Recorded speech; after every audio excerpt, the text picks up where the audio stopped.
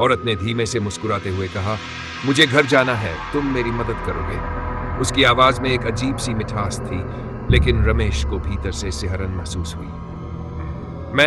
लेकिन तुम यहाँ क्या कर रही हो?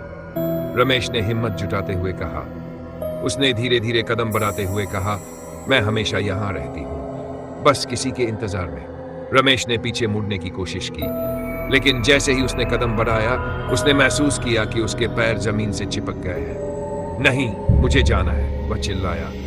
लेकिन औरत ने एक कदम और बढ़ाया और अचानक उसका चेहरा उसकी साड़ी के साए में छिप गया। तुम भाग नहीं सकते रमेश, तुमने मुझे भुला दिया है। अब रमेश का दिल धड़कने लगा था।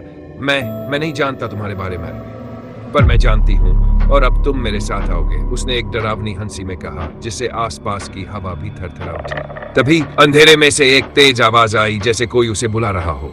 रमेश, भागो! यह आवाज उसके दोस्त की थी, पर यह क्या? उसकी नजरें अब उस औरत के पैरों पर थी, जो अब जमीन से ऊपर उठ रहे थे। रमेश की चीखें गले में ही अटक गई। आसमान में बादल गरजने लगे और उसी समय रमेश को एहसास हुआ कि वह अब एक औरत की गहरी आंखों में कैद हो चुका है।